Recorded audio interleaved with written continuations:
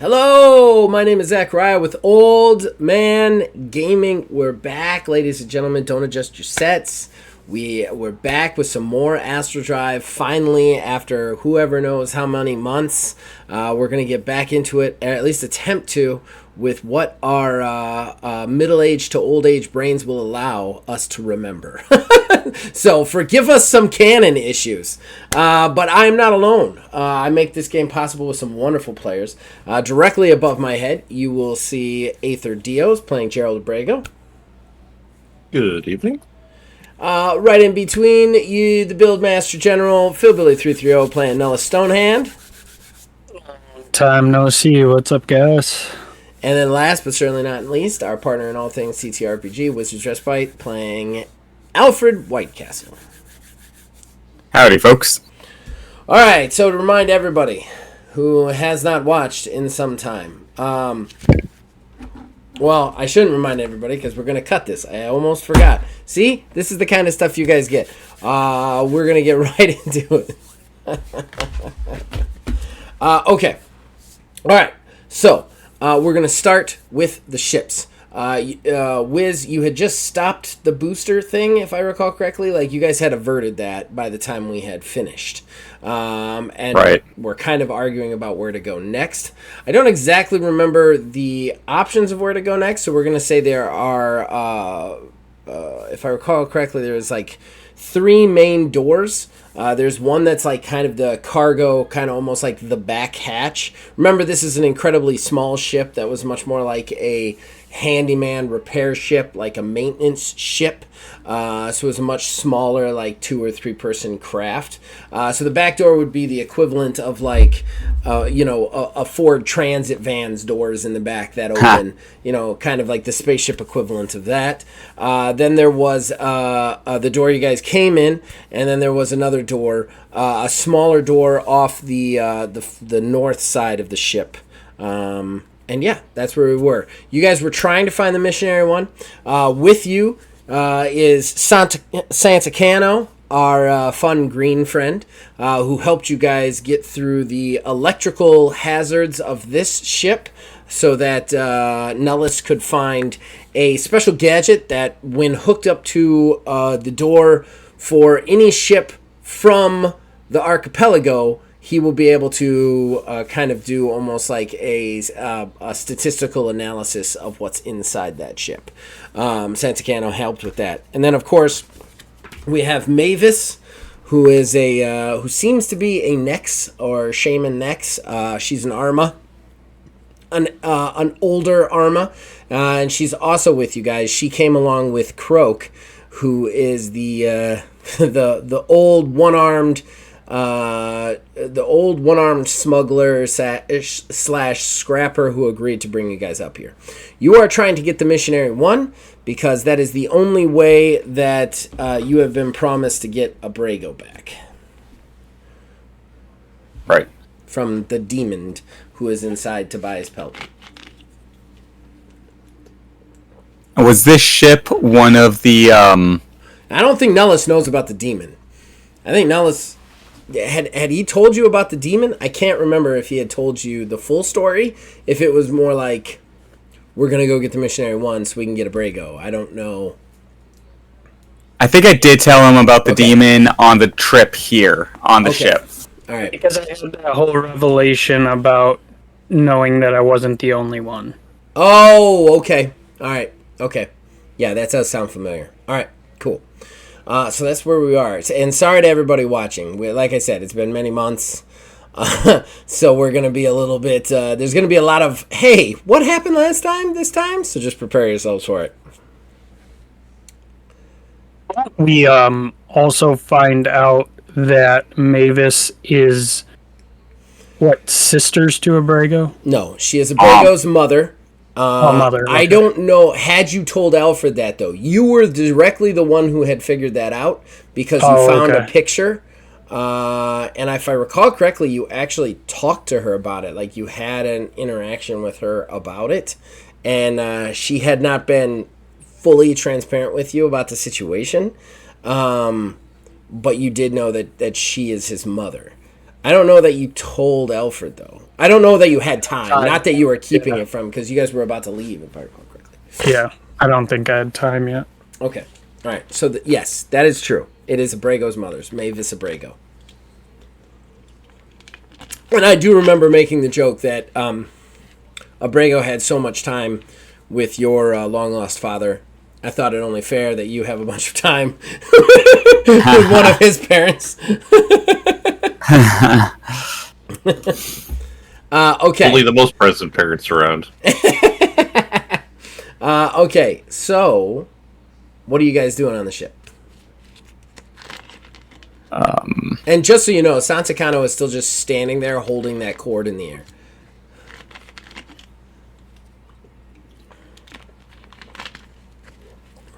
Oh, it was a power cord, right? A power cable? Yeah, there was a power cable that was alive. down. It was electrifying the floor of the kind of like work/cargo area of this small ship. And Santacano is a plant, so he did not get electrified when he picked it up and held it. But Nellis told him to hold it, and he's just holding it because he's basically a tree. He could do that all day. I'm gonna do. Can I do a awareness perception check to see if there's a way to turn off the power to that thing? At some point, we're gonna have to leave this room, and he's gonna have to drop that cable. I would give you. I would say it has to be mechanics perception. Okay. I don't have mechanics. I believe Nellis So, does, just and I do believe.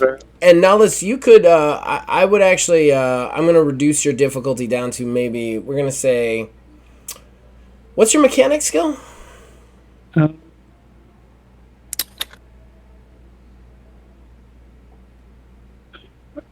2. I would say that this would normally be a 15 because it's a spaceship from another place that you're not familiar with. But with the use of your handy little device that you found, that will knock that down to a 10.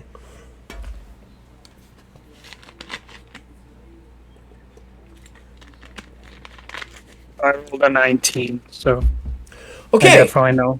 You definitely know. And you get a momentum for it. You kind of like... it takes you some time, and then you remember your machine. You plug it into one of the terminals. You kind of go over it, and there's a good 5-minute, 10-minute process in this because basically you have to isolate the power and you have to turn off the power just to that cable or that section. Kind of like a circuit breaker in your house, but a house that you're in no way, shape, or form familiar with, or how they do the wiring sort of thing. So it's, and you don't want to turn off all the power to it because then bad things could happen on the ship.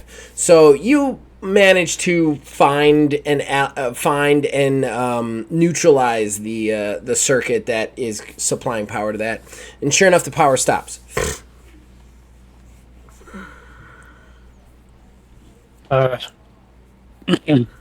All right, Santacano, you can, it's not alive no more. You can put her down.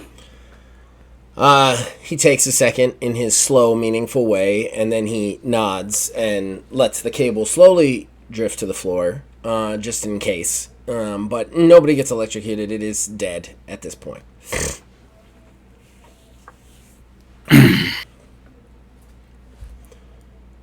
Is this can I do a perception check to try to determine if this ship is from the archipelago?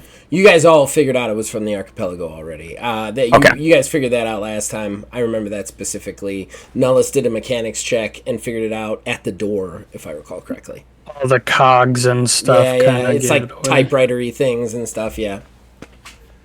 Okay. Well, it looks like we've reached a dead end here. What do you say of these two doors? The back hatch seems a little concerning to me. It's awfully large and may jettison us out into the void. Since I have that thing plugged in, can I make a roll to see, like, will it show me, like, the schematic of the ship that we're in? It's more like a readout, but you can definitely use it to figure out if the doors are connected to anything. That's not a problem, and you don't even really have to make a roll for that. Both doors, both the large cargo bay doors and the smaller door up by the captain's thing, are still connected to some sort of airlock or something. You're not exactly sure what's on the other side, but you know that that they're locked because basically there's a readout for the locking mechanism. That locks in place the structure. Well, according to this handy thing, we ain't gonna go flying into space regardless of which of these doors I open, and I feel like if you're worried about any of those creatures, wouldn't you think we'd be hearing some rustling around, especially after that little ruckus you caused with the engines there? I have a feeling we're alone in this one. It's a dinky little ship compared to everything else. True.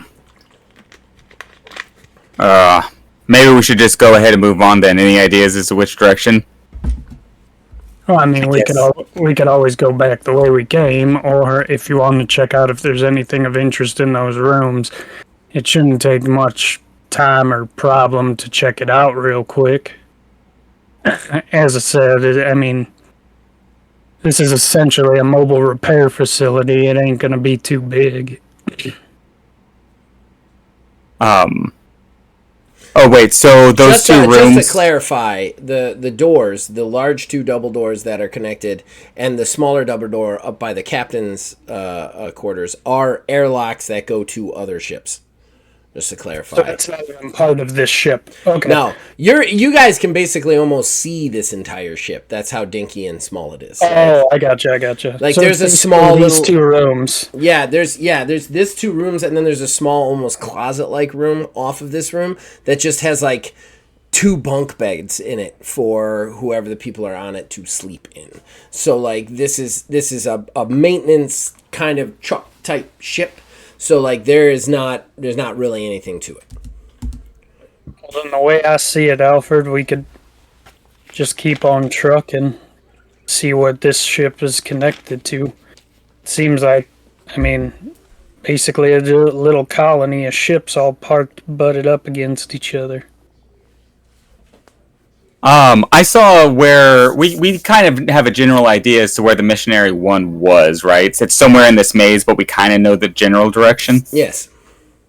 Can I do a navigation check to see if I can kind of estimate, which door would most likely kind of point me in the right direction? Yes. I will say this. No matter what your navigation check is, remember that even if you're moving in the same direction, you're still going to end up like having to take like you might be moving in the right direction and there not be a door to continue going once you go through that door.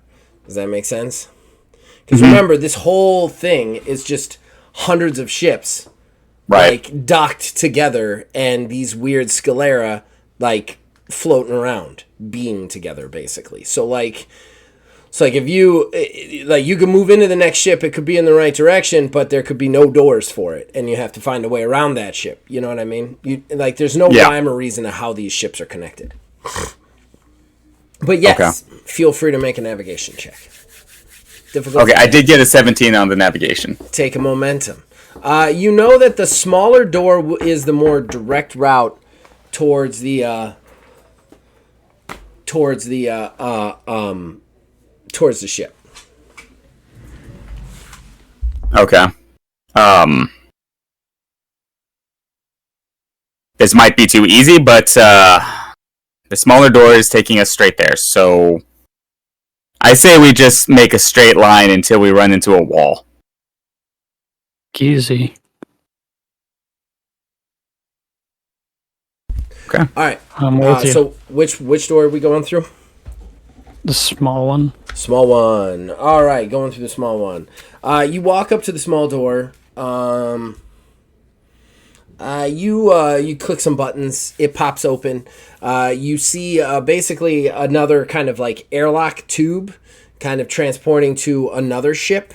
This airlock tube is not transparent though, like the one that you just transferred through was. It is a lot of metal and just small cracks of space. But you also see a lot of stuff around you, like you're going into a much larger ship, so to speak, as you guys move through that. You come up to the door. There's another airlock. It's sealed. Phil, call high or low, because I don't have a chart, because I'm an idiot. What? Oh. Okay, so this ship, give me a mechanics roll. Difficulty 15. Oh, fail. And you Okay. get a thing. Real Rolled fail. a 3. You don't know what kind of ship this is that you're about to go into. It's not Genesis, but you're not exactly sure its origin, basically. Well, what I would say is since Mellis doesn't know, I think he would at least have the wherewithal to plug his thing in, because he knows that this will only work on archipelago ships. So if it doesn't work, at least I know it's not that. It does not work. It is not an archipelago ship. Okay. I'm going in blind on this one, boss. I have no idea what world this ship is from, to be honest with you. If you have mechanics, you can take a stab at it, Alfred. I don't have mechanics. Closest thing would probably be... I was going to use Rogue to try and open it. Give me just give me straight intelligence then. Difficulty's 20. Did not make it. By how I don't know either. Did you not make it by more than 5? 14. I did. I only got a 14. Cool beans for me. All right, so you don't know what this kind of ship is either, whatsoever.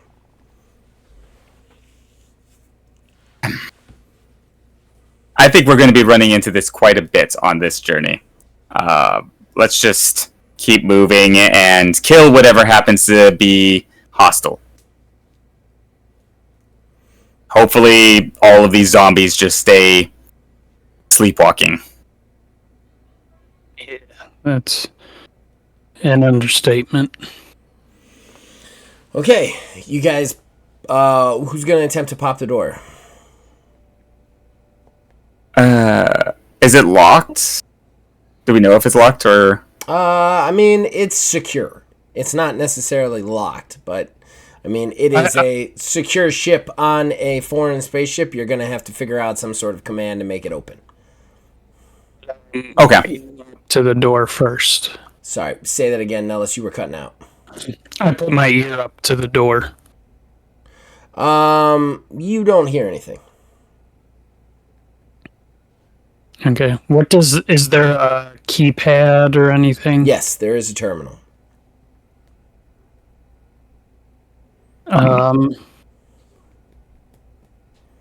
Give me a mechanics roll. Yeah. That's a 17. 17. Okay. You pass, no momentum though.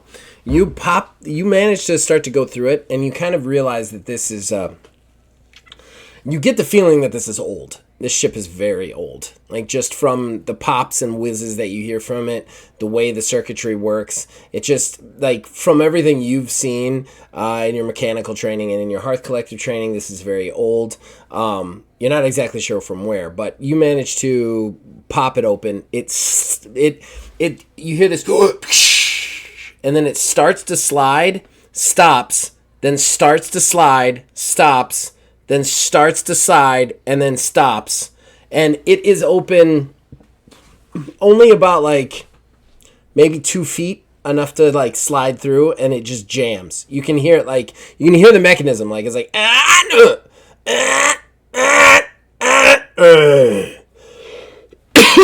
like, whatever gear that opens this door burns out.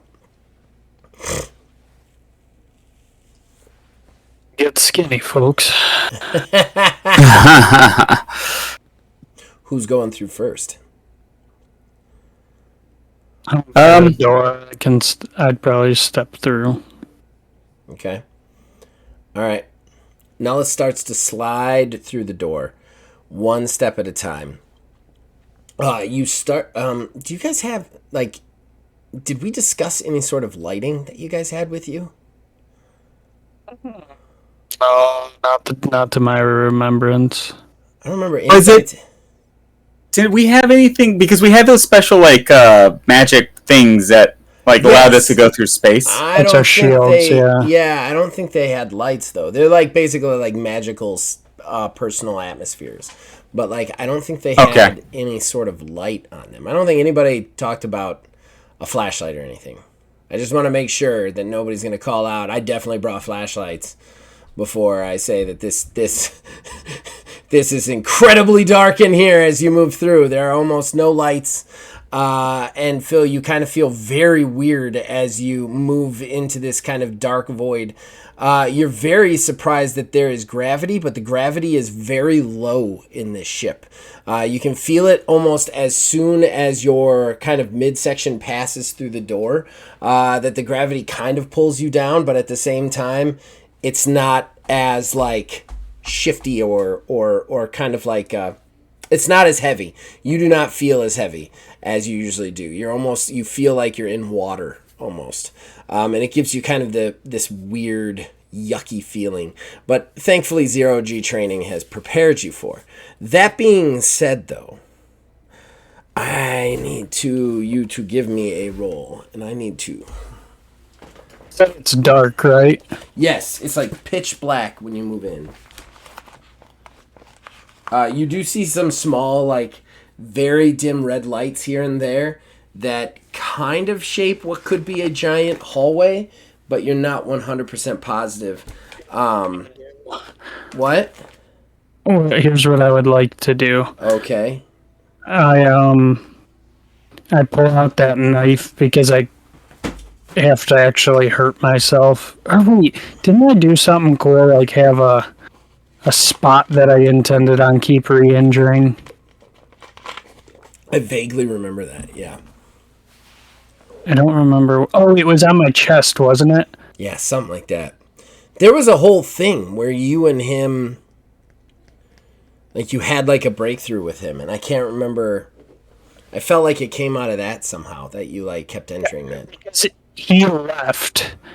He like left me or whatever, but I found out I could still use my powers if I actually hurt myself. I can't remember where the injury was that I kept reopening. But anyways, let's just say, because to retcon, since I can't remember, that I pull out my knife and I start to reopen the wound on my forearm. Okay. And I'm going to attempt to use my demon sight. All right. Your demon sight, that lets you see in the dark, right? Yeah. Okay. What's the spell casting rules on that? You have that written down, I hope? Yeah, it's difficulty of 5. I take 1 damage for 1 round, and then obviously you can just up the damage to add rounds. Okay. Are you upping the damage at all? Yeah, so I'm going to up the damage by 2 so that it's 3 rounds. Okay. And the first thing, once I enter that, here, I'll roll for my difficulty. I know it'll work. Yeah, I rolled a 16, so I got that plenty well. And then, so I'll take 3 damage. And then what I would like to do is make some sort of investigation mechanics roll or something to see if I can quickly find a light source, maybe, that I can either try to activate or... All right, well, let's hold off, because when your eyes come on, stuff happens. And that is, the minute your eyes come on and you're able to see in the dark, you see this massive, huge, kind of almost T-section of what looks to be some sort of huge battleship or cargo ship. Like, this thing is big. And, like, the inside is not like the inside hallways, like this is like H.G. Geiger sort of like architecture here, like really big, massive openings that make you feel small and like large walkways in between it. That being said, though, what really scares you is literally you almost bump into a pail because there are hundreds of pails in here. Just like they line this walkway, they line the walkway in front of you.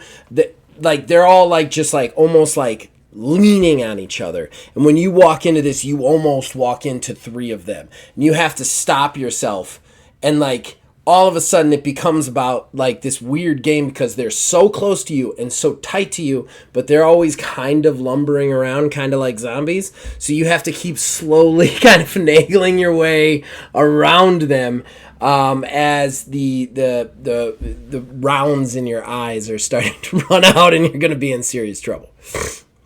Actually, then, when I get the realization of how many pails there are, I'm going to go back to the door and try to scoot back through. Okay, give me a real quick, let's say, agility.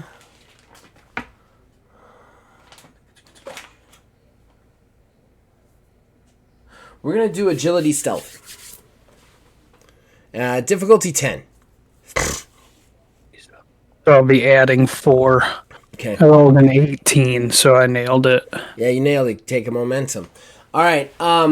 Yeah, you're like, whoa, bad idea, and move back. Like as you're moving towards the door, one of the grays kind of almost like reaches out an arm absently. Pale, and it's just like kind of looking at the sky. You don't know why, but almost like transfixed, like it sees something you can't, and it just suddenly like moves its hand and almost whips you in the face. You manage to duck it just as the last minute, and then kind of slide your way back through the space in the door.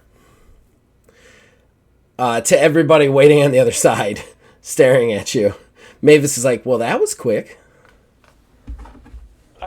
As flush as It's all clear, right? I'm as flush as a green person can be. And I'm like, I think we picked the wrong fucking door. There is a horde, and I mean a horde of those zombie creatures just lurking about. If those things wake up, we would be swarmed. I don't think there'd be any fighting out of it. There are asses to elbows in there. That room is huge. It opened up into like some grand hall, some ancient hall, but man, there are a lot of them. I mean, if y'all think you want to try to sneak, and it's pitch black. Darker than night is. Why don't we at very least check to see what the other way is? It sounds like we may have just hit a wall. Yeah, it's definitely a figurative wall, at least. Is there a way? Actually, I immediately go and grab one of those, like, the things I was going through to find the tools. Mm-hmm. I start sliding one of those over to put it in front of that 2-foot door. Nice. As you're doing that, Wiz, I want you to give me a history check. History intelligence. Difficulty 10.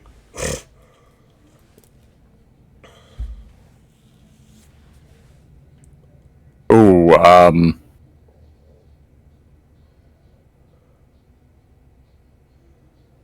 5. I got a 5. Oh, okay. All right. Well, that's that. All right. Yeah. Nullis, you block it off, kind of in hopes that they won't come through. You wedge it in a way that you don't think... I mean, the pale aren't really the squeeze through the holes sort of type. I mean, you've never been in a fight with them, but like... So you don't know what they're like when they're active, but in their current state, they don't seem like they're going to squeeze through a 2-foot hole. They just seem like they're going to bump into each other until they, rot and die in there, basically. So yeah, so that's it for that one. You guys head back towards the big double doors? Yeah. On our way back over there, can I do a perception check of the bunks to see if there's anything useful, like a flashlight or gear or equipment, a map. You are here. Yeah, give me a perception check. Again, you guys have looked for a map in the old one. I remember that. There is no map. All these ships are randomly spiderwebbed together. There is no map of this dungeon. Any map that you would find would just be of the ship that you were currently on. Right, yeah. Just mostly like to see if there's anything like useful. I did a perception awareness. 24. Okay, you find one flashlight. Who's going to hold it? I'll let you guys figure that out. We're going to switch over to Braco. Gerald, so you had just asked some questions about the land, if I recall correctly. And what we had gotten basically down to is the Felly tribe that is there kind of destroying the Bovin right now, the Bovin that this landowner owns. Felly are incredibly nomadic. They kind of move in giant circles. Basically this guy's backyard, not directly backyard, but his land manages to encompass a holy site to them that they visit once every 100 years and live there for a year while they do this ritual or whatever. They don't really give a shit about like deeds and animal ownership and stuff like that, so they've been killing this landowner's Bovin. Basically, most likely what happened is in between the 100 years, the settlers showed up. They said, nobody lives here. They claimed the land, sold it to somebody who then gave it to them. Nobody knew about this weird Felly ritual site sort of claim thing. And they've showed up. They don't really give a shit about the deeds either, and they're just killing his Bovin. And he wants you to get rid of that. That is what you guys are there to do. Yep. And I have what I would like to get away with, but we're going to see how this goes. Yeah, so you guys, if I recall correctly, had just decided to go see the Felly tribe. Okay. This time you guys decide to take the... what did we call the horses? Shit. We don't have a whole lot of them left. I think it was a valid choice. Oh, that's right. You cut him loose because the top hat Iggy was chasing you with his tribe. Yeah. I remember that. Okay. All right. That's right. You cut him loose, so they're dead. Okay. Well, what were they called, though? We had a name for them. It wasn't the Bovin. The Bovin were the, like, cow things. Because they're like lizard. They're like lizard horses. Oh, that's right. Yeah. That's how Genesis uses them. We said it like 13 times in the show. Oh, it's going to bother me that I don't remember what they are. I'm not remembering off the top of my head This either. is what we get, guys. This is what we get. The lizard horses. So the landowner provides you with some more lizard horses and kind of brings them out, make sure that you guys are all okay to ride them. And you guys are. Tobias gets on. Gerald gets on. Raylade gets on. Eleanor gets on as well. And Tobias kind of looks at her and goes... I know, Eleanor, that you are of the Genoshaba and you are a missionary, but this is potentially dangerous. You must be careful out there. And she's like, don't worry. What was it? It was High Father Pelton. I am a heavily trained missionary of Genoshaba, one of the rising stars, if I may partake from not being humble for a moment.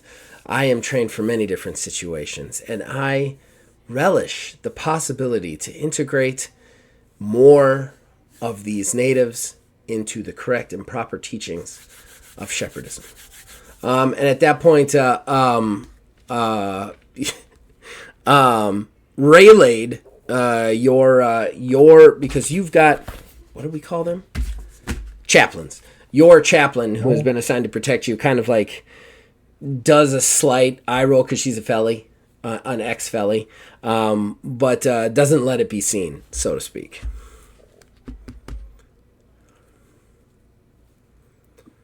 But after that, you guys are ready to go. Everybody else is staying behind. It's just the four of you. This should be a good opportunity for all of us. Rayleigh looks a little bit more nervous than you. She's like, just please be careful and don't go anywhere without me. The Felly are relatively an open trading tribe when it comes to, people coming in and out, especially now with the shepherds. In a lot of ways, they make a lot off them, trading their goods and wares wherever they go, but they are open to everybody, and I promise you, that the one who chased us out there is not far.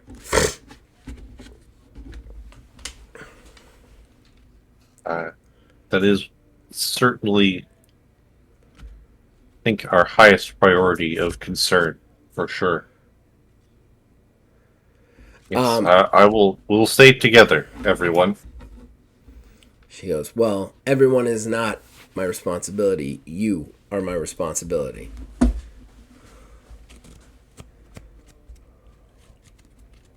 And we will do what we can, but I will stick together with you, and I think that Eldor will be with us as well, and this should be. I think we can make good progress here. Eleanor kind of like trots up and goes, thank you so much for your compliment. I am honored to have such words from somebody who holds such a high station. That being said, I am very much looking forward to investigating everything that make the Felly tick.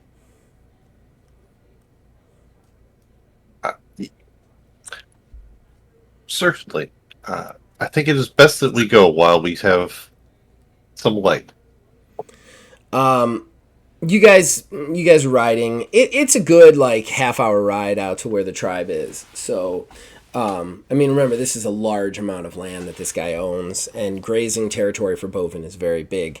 So as you guys are riding out, Tobias Pelton kind of drops to you. You guys are still with the whole four, but you're back far enough that other people can't be heard. And then he goes, I must say, you are doing quite well, Abrego. If I do say so myself, I am very happy with your potential here. And all you can think about is being pinned to the wall by this man's demon form. And how much of this is not at all my joy? But it's been kind of a theme, so... It has been.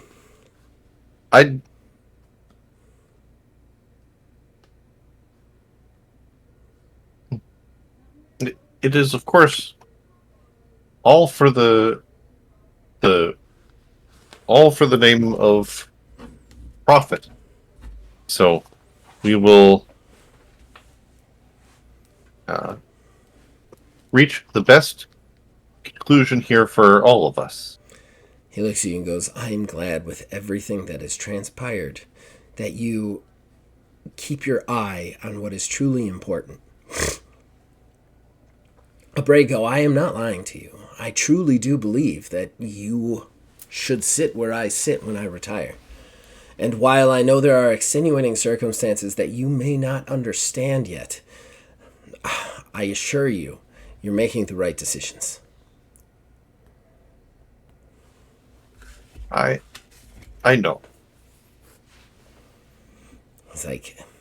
He kind of reaches out his hand and puts it on your shoulder, like feeling like you guys are connecting again. And he goes just like, thank you. And I promise you, I will explain everything that happened everything that happened that day in due time.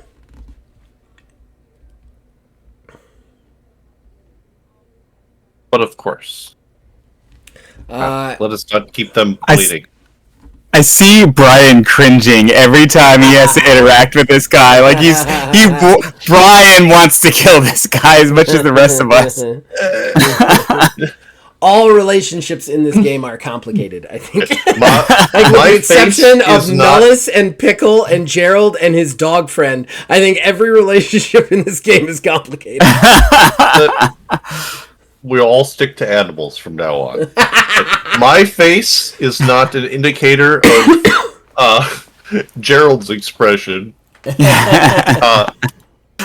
He's more conflicted at his own detriment. You head up to the large tribal area, and it is exactly what you expected. It is a lot of kind of like desert dwellings that are very temporarily constructed out of like leather, large logs, things that like keep the building together and make them sturdy enough, but also make them very easy to take down and move on. There are felly all over the place, and you can see that there's a section right out front with a lot of stands and different like tables where you can see that felly have created all sorts of things. Give me a history intelligence roll. Difficulty, we're gonna say 10. You are from here.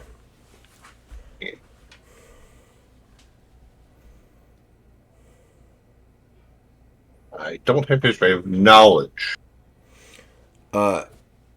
Knowledge. Sorry, should have been knowledge. Yeah, sorry, my bad. No, It's been a while since we played. Because if you want to be more specific, no, there is no limited. history. It's knowledge. That's my bad. Is this contested? It is not contested. It is a difficulty of 10. Well, thankfully it's not contested, so I can make that. That is a 9, but the difficulty is reduced by 2. Okay, so you passed, but barely. You get the feeling that the felly. Oh, sorry, that is actually a 10. Oh. I can add numbers because I'm good at games. It was 10 versus 8. So wait, so you got 10? Yeah, I did actually roll higher than I thought I did. Oh, okay. Okay, but you have to beat 10. Yeah, but it's reduced by 2, so my So 10 it goes beats to 8, the so your result 10 of beats 8. an 8. Okay, I was confused. All right, so you beat it. Great. Me too. Awesome. All right, so you beat it, still just barely.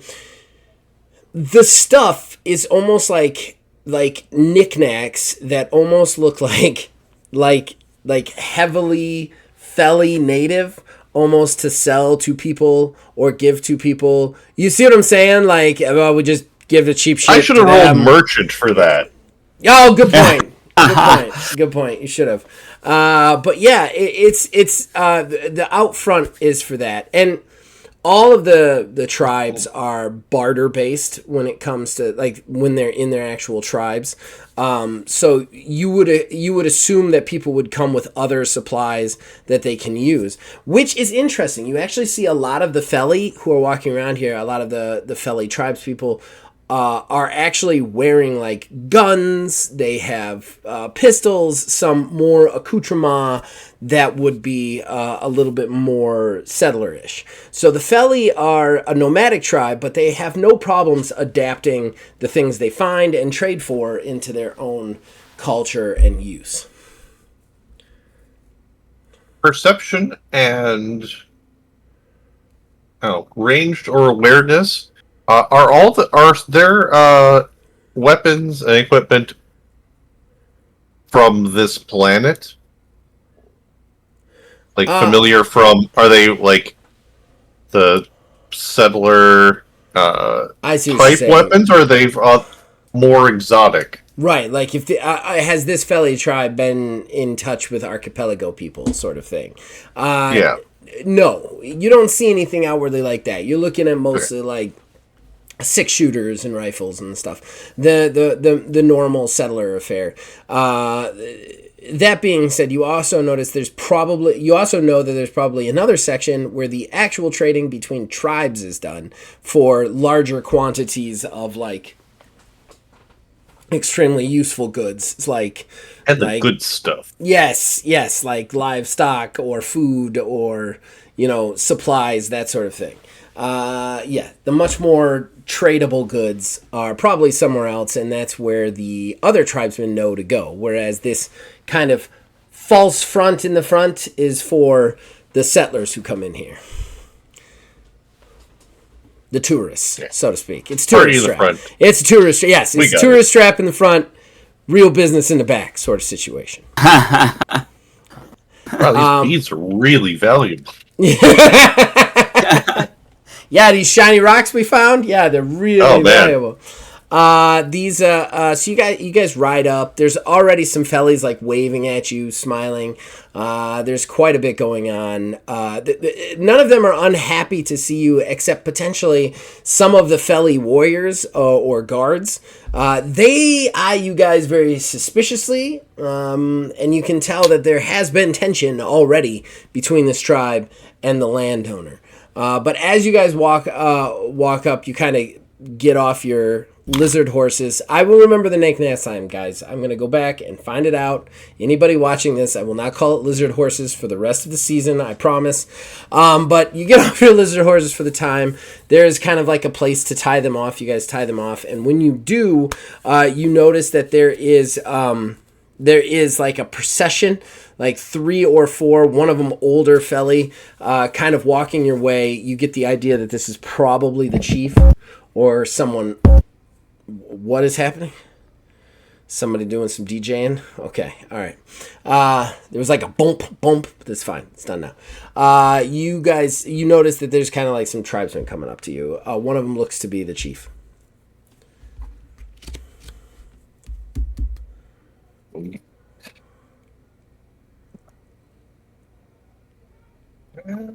All right. We'll actually dismount and greet the chief. Greetings. We are first here just to peruse the wares and welcome you to this part of the what do we call the Just say Jenna. It's part of Genesis. this close to the city. Yeah, there you go. That's fine. I don't. We had a city name. I'm not listening that far back. At this point, he eyes you. He eyes you with his. You know what? Give me charisma and give me merchant this time. Difficulty's 15. Nah, 10. He's not hiding it that much. All right. Is it contested? No, it is not. Oh. Well then that's gonna be 24. Take a momentum. All right. You're not stupid. I can't take a momentum. I'm full up. Oh, okay. Well, then don't. I actually didn't run out last time. Nice. Yeah, I remember last time you had like. I'm usually at 0. The weird Gerald Abrego star roll session. Holding on by this much. Both in dice and mentally. You basically, you can tell that his smile is as false a front as the beads that are being sold behind you. He's looks outwardly very happy to see all of you, but his eyes shifting back and forth to all of you knows that, ooh, danger. This guy is not just here to buy beads. There's more to this. And you can tell that he immediately knows that. He goes, oh, I am Chief Long Run. Write that down so I remember that shit.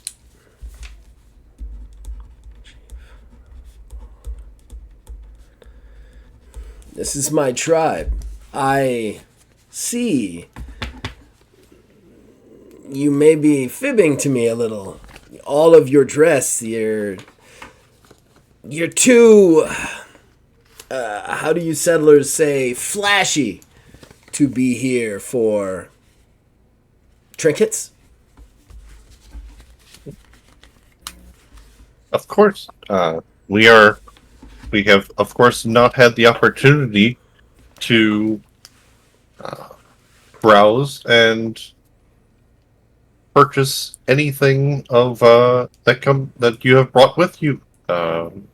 Your tribes. We do not often get tribes this close to the city, and we are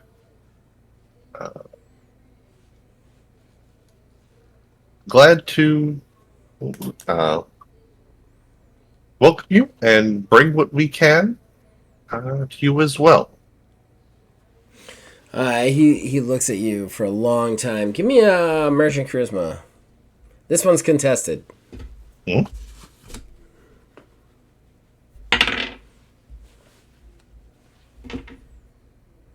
I am spending a game master momentum to give myself advantage. Okay.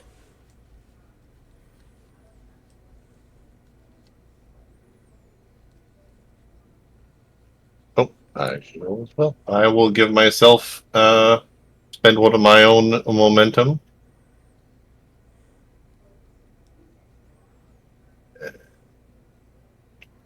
I have to remember it because we do advantage and not bonus.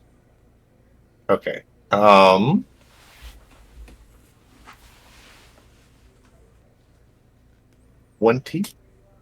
20. Okay.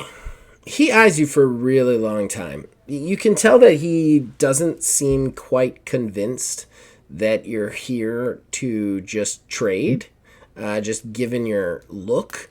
But at the same time, he has seen people who look good come through here. So he's like, well, if you are just here for the goods, there are plenty of goods for you to see. And you are, of course, welcome in the Feli tribe, as long as no violence precedes you. And he looks at you, and he sees your gun, but other than your gun and Raylade's gun, nobody's really armed. I don't have a gun. You don't have a gun? Don't you Nobody have the gave big... me a gun. Oh, that's No, right, he never gave it back. that's down in a hole somewhere. Okay, Right. so the only person who's armed is Raylade, and he goes, as long as there is no trouble. And then he looks at Raylade and sees that she's a Feli, and then he begins to speak Feli native. Do you have linguistics? I do not. Linguistics, intelligence, difficulty 20. If you do not want to make the roll and potentially give me the game master thing, you can opt out of it. You know I'm going to YOLO it. Okay. I'm not even going to look at the die. All right, take your momentum. Good face. Listening for the... yes, I can totally play this. Yeah, I haven't actually heard Feli native before. No. And I was full of it. Yeah, you can't even... their gestures seem foreign to you. Yeah. You have no fucking idea what they're saying. And you're watching them intently, and Tobias kind of leans in and goes, Are you following this? What are they talking about?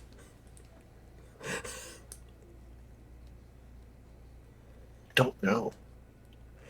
When you say I don't know, Eleanor steps up, and she goes, They are speaking of Raylade, why she is a chaplain, why she wears the badge, why she dresses like us, why she isn't with the tribe, what tribe she is from. She is telling him it is none of his business. She does not consider herself one of the tribe anymore. He asks for her tribal name. She refuses to give it. She gives her Raylade name. They are now staring down each other. Like, Eleanor knows it. And that creepy voice that's coming out of her mouth is just telling you the everything they're saying. I don't even need to roll if she's BSing me. That's just, oh yeah, okay. Okay. She knows it. All right. Well, I've been had. She is a missionary. And then, she's like, they're finishing up now. But she is promising not to do anything as long as no harm comes to you. Tobias goes, to him? To him only? Not to me.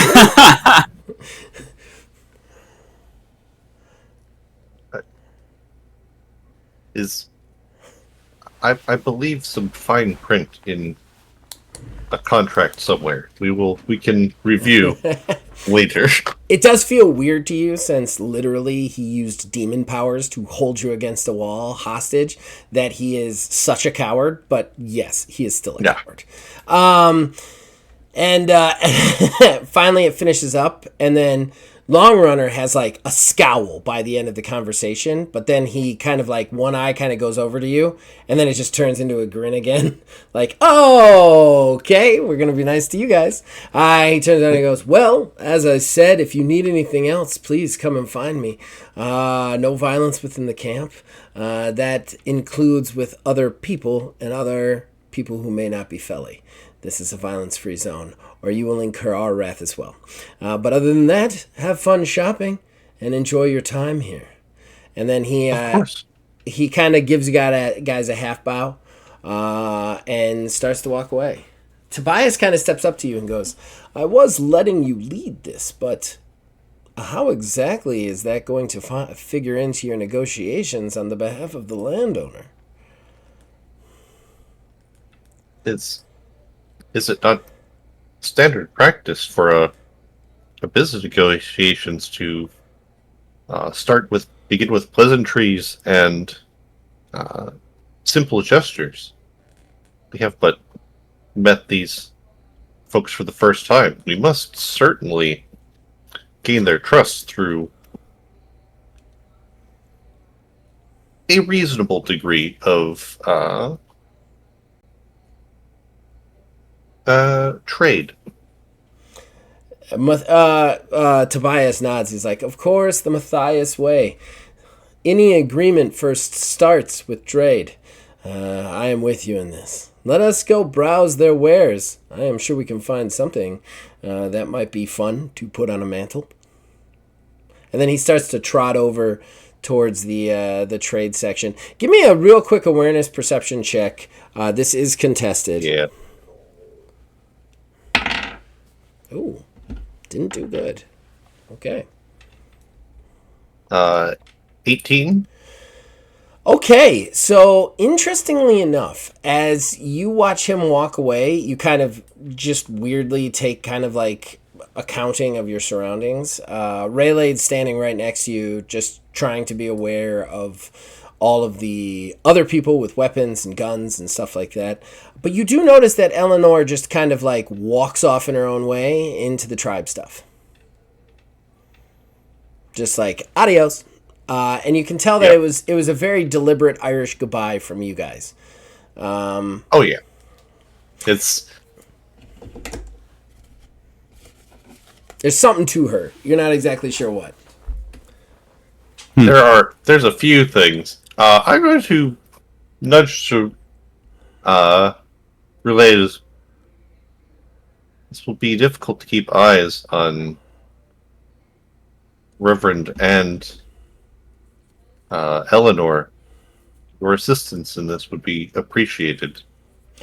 So she, when you eye it, she sees Eleanor slinking off, and she's like, I don't trust her. Don't trust her at all. But which way do you want me? Like, I'm not leaving your side. So where you go, I go. Are we following the? Are we going shopping, or are we following her wherever she's going? I believe the Reverend can handle the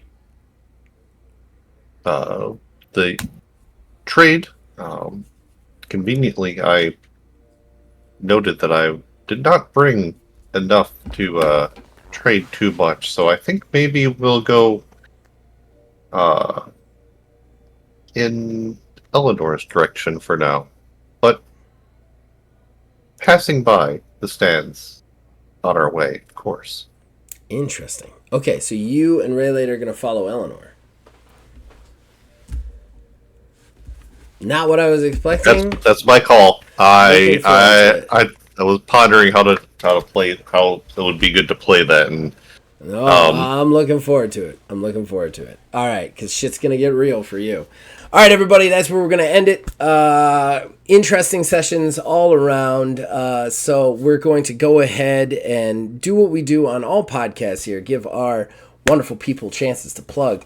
Directly above my head, Aether Dios, you got anything to plug, sir? I don't record things, but by the time you're seeing this, Mecha Break, a multiplayer third-person shooter offering 3 game modes, has already come out. That game is so fun. I played the crap out of that demo.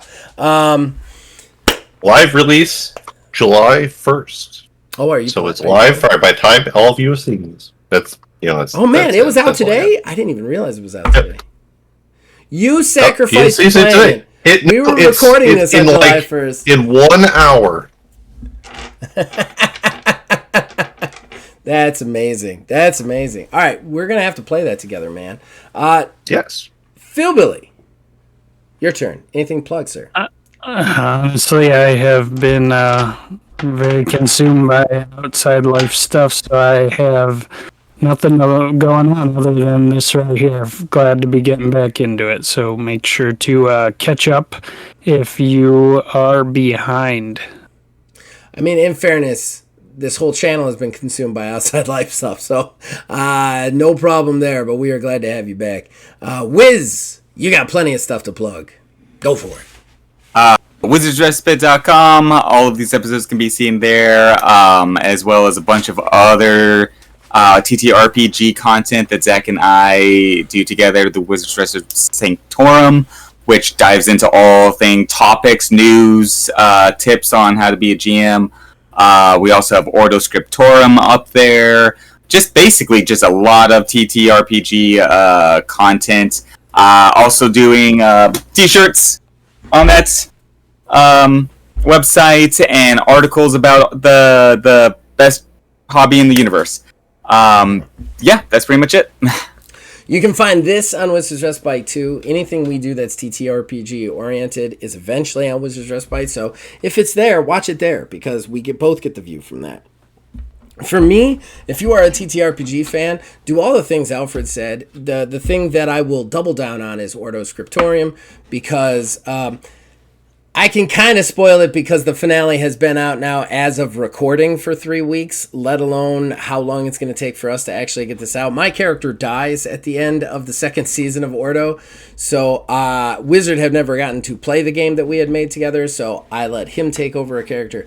I am game mastering, and I had to do an in-between season because I'm a fucking lunatic. So there will be a 2-episode in-between season that may or may not be released by the time this comes out. So check that out. I'm very proud of it. I'm very proud of even just the first session. We need to do one more session to wrap up all the in-between stuff, but I'm very proud of the stuff I did there because I felt like this is my first time ever game mastering a horror game, and I felt like I actually got some horror elements in it, which was nice.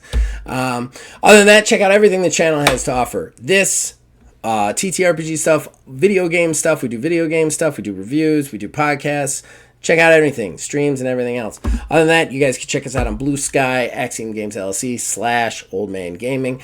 I'm also on Facebook. They're both nightmares. I don't go there very often, but you can reach me there if you want to. But the best way is Discord. Links in the description below. Join our Discord. Influence all of our shows from there. And as long as you guys keep watching and listening, we'll keep making them. We will see you guys next time for whatever the hell we do with this game next. All right, guys. We're